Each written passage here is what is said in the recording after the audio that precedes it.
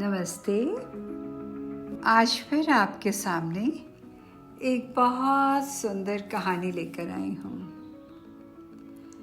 इसके ज़रिए हम जिंदगी के उन कुछ सत्य पहलुओं पर नज़र डालेंगे जिनके चलते हम जिंदगी उन पहलुओं के जाल में फंसे रहते हैं।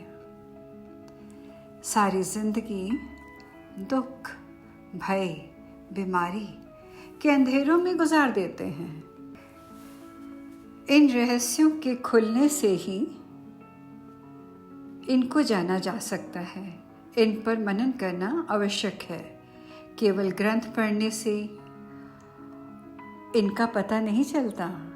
इन साइकोलॉजिकल फियर्स के चलते हम ना ही धार्मिक ना आध्यात्मिक ही हो सकते हैं।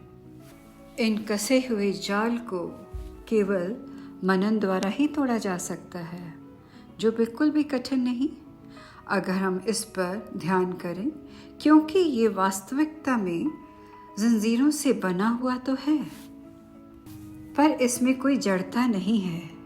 ये शब्दों से उत्पन्न हुआ बेड़ियों की तरह हमारी एथरिक कॉर्ड्स हैं जो हमेशा हमें जकड़े रहती हैं, चाहे वो रिश्तों की हों, चाहे अपने स्वास्थ्य के प्रति हों या आर्थिक स्थिति के प्रति हों, अपनी सामाजिक प्रतिष्ठा के प्रति, अपने स्टेटस के प्रति, कुछ भी हो सकता है। ये हमें खुद पहचानना होगा कि हमारी एथरिक कॉर्ड्स कौन सी हैं। ये केवल काल्पनिक हैं और ये ऐसे जाल हैं जिनका आभास होते ही हमें खुद पर ही हंसी आने लगती है। तो अब चलते हैं हम कहानी की तरफ। ये कहानी उन दिनों की है जब ऊँटों के काफिले एक रेगिस्तान से दूसरे रेगिस्तान व्यापार करने के लिए ले जाए जाते थे।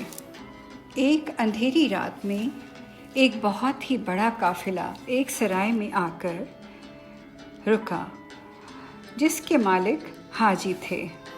उनके पास गरीबी के कारण सराय के अलावा कुछ भी नहीं था। काफिले का मालिक मस्तान 100 ऊँटों को लिए रास्ता भटक जाने के कारण देर रात को सराय में शरण लेने के लिए पहुंचा। सभी व्यापारी बहुत थके हुए थे। जल्दीबाजी में उन्होंने अपने ऊँटों के गले से रस्सियाँ खोलीं व खूंटियाँ गाड़कर उन्हें बांधने लगे। रात बहुत गहराई जा रही थी। थकान व हड़बड़ाहट के कारण कि सभी ऊँट तो बांध दिए गए, लेकिन कहीं एक रस्सी और एक खूंटी कम रह गई है। मस्तान हाजी के पास पहुँचे और हाथ जोड़कर गुजारिश करने लगे, अगर एक खूंटी और रस्सी का इंतज़ाम हो जाए तो बहुत ही भला हो जाए। हाजी ने कहा कि मुझ गरीब के पास कहाँ से खूंटी और कहाँ से रस्सी? मेरे पास तो आपको खिलाने के लिए भी कुछ नहीं है। हाँ, तुम्हारे पास कुछ, अगर कुछ बचे तो यहीं पे छोड़ जाना, मेरा कुछ समय निकल जाएगा। मस्तान बड़ा परेशान हो गया। सोचने लगा, 99 तो बांध दिए गए और केवल एक ही बचा है जो अभी भी खुला पड़ा था और अंधेरी रात में वो भटक सकता है। इसी का मस्तान को डर था। हाजी उसकी परेशानी देखता रहा और फिर कहने लगा, तुम्हें एक तरकीब बताता हूँ।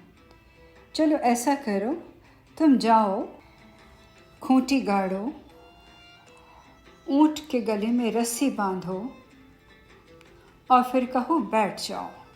देखो वो बैठ जाएगा, सो भी जाएगा। मस्तान सोचने लगा कि हाजी ज़रूर अपने अकेलेपन और गरीबी से पागल हो गया लगता है। बिना रस्सी, बिना खूंटी के ऊँट को मैं कहाँ गाड़ूं और कहाँ बांधूं?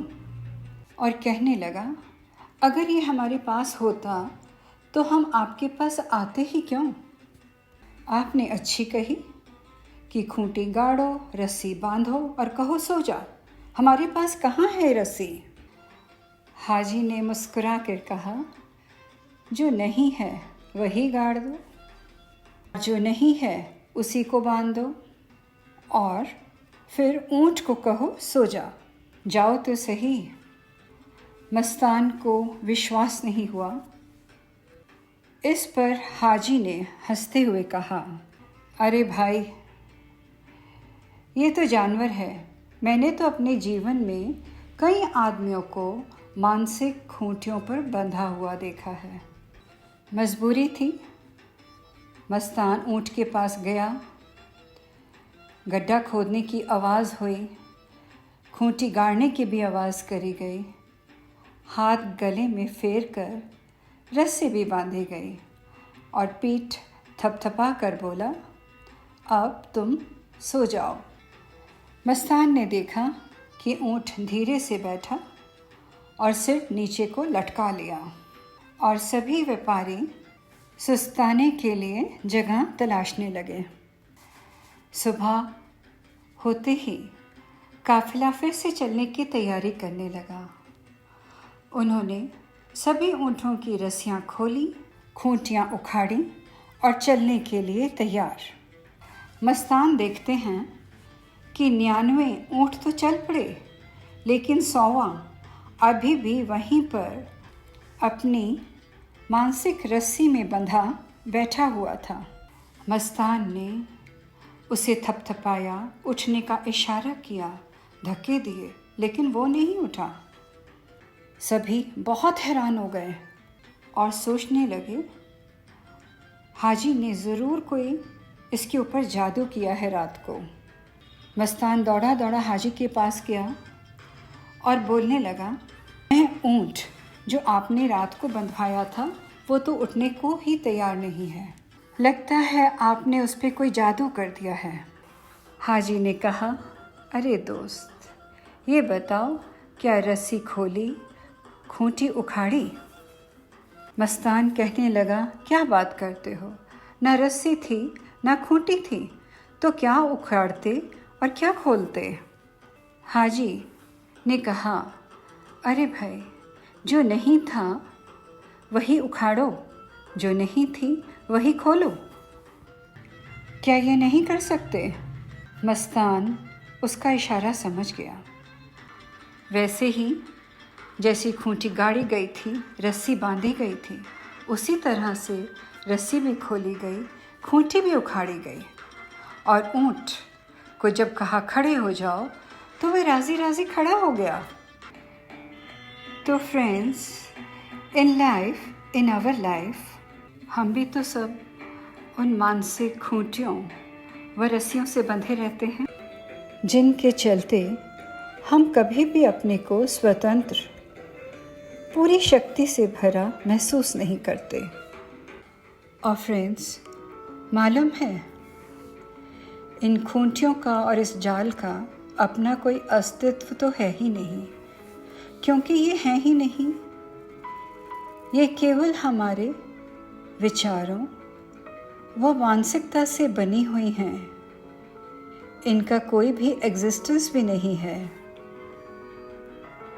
इनको उखाड़ना व निकालना भी बिल्कुल भी मुश्किल नहीं है। जैसे बनाई जाती हैं वैसे ही इनको तोड़ा भी जा सकता है।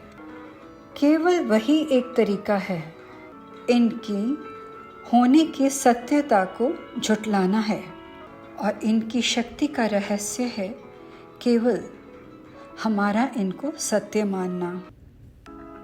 अब ये कारण जानना भी ज़रूरी है कि हम इन्हें सत्य क्यों मानते हैं, क्योंकि सभी लोग इसको सत्य मानते हैं।